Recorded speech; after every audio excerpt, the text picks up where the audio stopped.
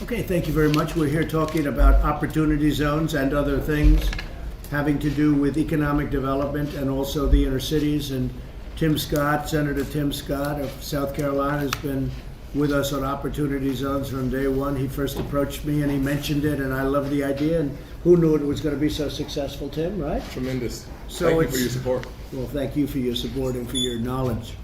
And if I might, I'd like to have Tim start off by saying a few words, and then Scott Turner, Executive Director, has done an incredible job, and Scott would like to hear from you too. Okay, Tim, please. Well, thank you, sir. Mr. President, thank you for your commitment to all Americans. And truth be told, that your commitment has gone beyond the voting booth. You're helping people because they're Americans, and you don't care whether they're Democrats or Republicans, whether they're black or white, whether they're up or they're down, whether they're rich or they're poor.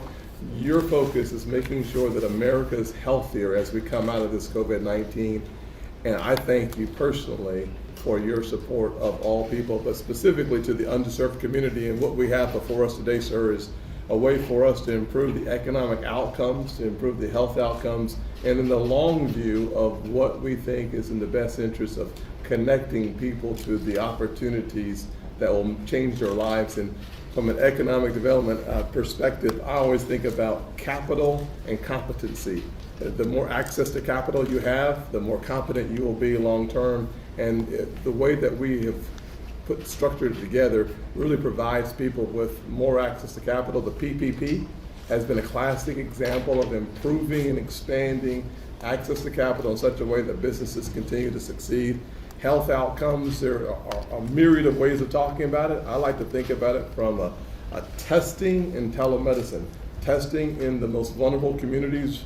I think the emphasis has been on the nursing homes. We've learned a lot about that.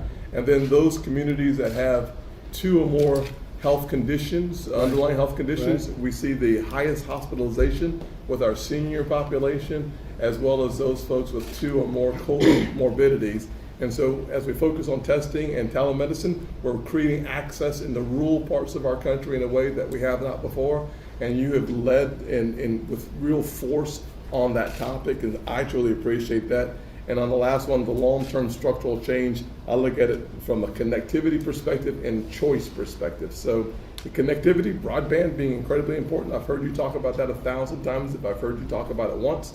And then from a choice perspective, whether it's charter schools or school choice, we have an opportunity to continue to change lives, and you've led on all those fronts. And I think we're going to see tremendous impact. And certainly my baby, of course, is opportunity zones. Right. You have been front and center.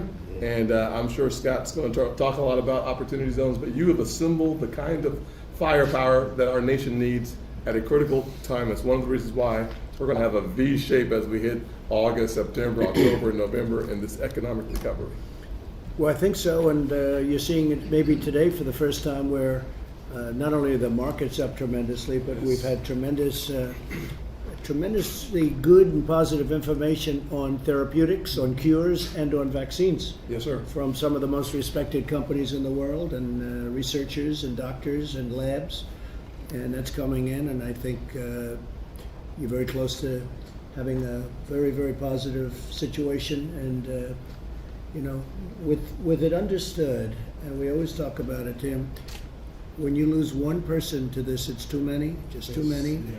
And we're talking about thousands and millions of people throughout the world on something that should have never happened. Absolutely. Should have been stopped in China, should have been stopped at the source. But it happened. But they're coming out with tremendous, it's incredible what they can do, and I've seen results. Absolutely. And the results are staggeringly good. So I'm very happy, and the market's up very big, and I think you're going to have a V. I think it's going to be terrific. I think we're going to have a transition in the third quarter, Ben. Mm-hmm. And the transition is going to lead to a really good fourth quarter. And I think we're going to have a year next year because of all the stimulus and everything else and the pent-up demand like you haven't seen in a long time. Oh my goodness, 2021 is going to be amazing. And the stock market's not very short of where it was with all that we went through. It's and that means a lot of smart people are looking and they're saying, we're coming back, and we're coming back to that level. I think we're going to come back to greater than that level. And we've learned a lot. One of the things we've learned is be reliant on ourselves. Don't be reliant on other countries, and frankly, maybe have different agendas. And frankly, there are plenty of them out there, so it's one of those things. So This is a very big day. This feels much different than Friday. Friday is a different feeling than today. This is a very positive day. Ben Carson, would you like to say a few words? Well, first of all, thank you for redirecting us. You know, it was 3 weeks ago when you said the White House Opportunity and Revitalization Council should refocus, not get rid of, but add to its plate, focusing on those individuals who are disadvantaged and who have suffered the most. And I think this epidemic that we're going through right now focused the light on the fact that there were some people who had significant disparities that put them at increased risk for the disease. So you asked us to really get to the bottom of that. And it's not just the fact that people have hypertension and diabetes and obesity and asthma. It's the things that create an atmosphere where those things flourish. Right. And so we've been really concentrating on getting at the underlying causes. And I think, first of all, you know, between myself and Jerron, Jared, and a few others, we've talked to hundreds of thousands of stakeholders across the country in various communities to find out from them what their perspective was, particularly in terms of the CARES Act and how it was impacting them and what could be done differently. And we have discovered some things which we are in the process of correcting. Some of it will require legislative help, and you know, Senator Scott is all over that, so I think that's going to get done. And the staff in all the agencies, you have 17 different agencies and councils who have been very much involved. Secretary DeVos has been very involved, particularly with the education, the broadband. The fact that this whole pandemic has changed a lot of things, but we are looking for positive ways to take advantage of that, for instance, with education. Now, it's going to be possible to take the best biology teacher and put them in front of 1 million students instead of 30 students. So a lot of those people who were not getting a good education, we do this the right way, we can provide an excellent education for them. Same thing for workforces. So we're looking at ways that we can take advantage of all these things. And this has been done very rapidly. 3 weeks ago, you asked us to do this. And I just want to thank all the people who've been involved, all the primaries and the various agencies. Everybody has been incredibly responsive. And this is going to get done. Good. Thank you, Ben. Good job, Jim. Thank you very much.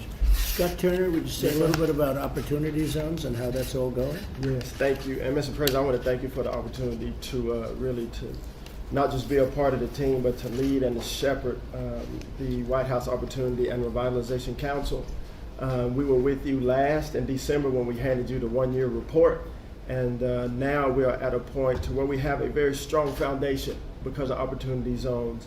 And as you know, we traveled to over 60 cities across the country to convene stakeholders from the community, from businesses, education, faith leaders, elected officials, to convene at a table just like this to talk about, hey, what is the pain of the community and what is the promise and the potential of the community? And those convenings have proven to bear a lot of fruit and given us really what we need from a partnership standpoint, from a coalition standpoint, and from a foundation standpoint now that we can go by your leadership and refocus in the council to go and implement these policies that we see here before us in our country. As you know, distressed communities generationally have been behind, and now with the COVID and the recovery, you know, they have been severely hit, but we're not discouraged from it, Mr. President. We are not discouraged, we're not wavering, because we know that we have a strong team, we have great policies, and with your leadership and administration. And Dr. Carson, Secretary Carson alluded to the agencies that are on the council,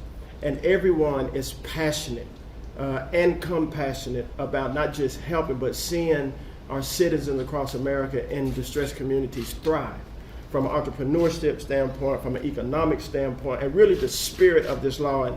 And Senator Scott, thank you for your leadership, economic development and community social impact. And that's what's been going on across our country. Yes, COVID is here, but our mission and the spirit is still the same. And now we're just going to wrap it up, Great. You know, and keep going. Great. Thank you, Scott. You're welcome. And Mr. President, this this is Yeah, that's the best practice. best practices. It shows you what's going on in all the opportunity zones. It's absolutely astonishing. Very It's good. very entertaining reading, but you'll be amazed at what's going on. That's good reading, look at that. That's good reading. Let me just see something. 67 pages like that. I don't know, I'm not sure, Brooke, if I'm gonna get to read all of it. I'm gonna try. Yeah, very stimulating. I'm gonna for try. sure. Brooke, you have a few words? You know, I- Congratulations, by the way. Oh, Mr. President, thank you so much. I think it's really important to note that just 2.5 months ago, at the end of February, we were celebrating, I think, African American History Month, and we had over 800 African American leaders from around this country, of course, pre-COVID. And you stood up in front of that group of men and women, and you talked about that in just a few years, we had the lowest poverty rate in the history of our country for our African American population, our Hispanic population, our veteran population, our high school graduate population, our people with disabilities. It was a remarkable time, and to be able to sort of celebrate that without knowing where we would be 10 weeks from that date. But now we know where we are, and looking back at what you were able to do with this country and lifting the forgotten Americans who are forgotten no more. Now they're in a tough spot again, but this is what this effort is entirely about, led by Dr. Carson, Senator Scott, and Scott Turner. How do we bring that prosperity not just back, but to even greater heights than it's ever been before? I know you like to use the transition to greatness, and I think that's 100% accurate in this case, and this is what this entire effort's about. So thank you for convening this. Thank you for the redirection. I know we're all really excited. We'll bring it back. Yes, we will. We'll bring it back. Yes, we will. Larry Kudlow, please. Just to add to what the others have said, I think it's a great project, backed it wholeheartedly since the beginning.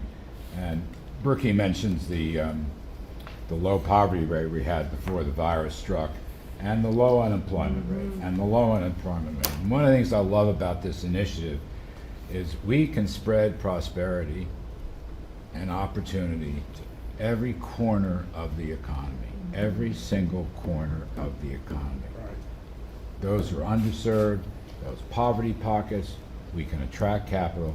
We're going to use private investment capital as the linchpin of this, and they will be rewarded in a number of different ways. So again, we rebuilt this economy, all right? We got hit by the virus, and rebuild the economy again. And you know what, sir, besides the stock market, there are little glimmers. I don't want to downplay the heartbreak, because the numbers are not good for this quarter. Bad pandemic contraction. But there are little glimmers. A lot of the unemployed are temporary. We're seeing evidence that gasoline demand is higher, that the Apple mobility charts are higher. That means more people are driving. We've seen the New York State manufacturing survey rise substantially. So there are little glimmers A lot of of hope things. here and A lot of there. things happening. Oil is Yes, sir. back up to a point where the energy industry is going to be maybe in very good shape Yes. very soon. So a lot of very important things are happening, and then the stock market sees it, Yeah. and that's why the stock market's up Yeah. so big. So it's very good. Thank you, sir. Thank you all very much. Thank you.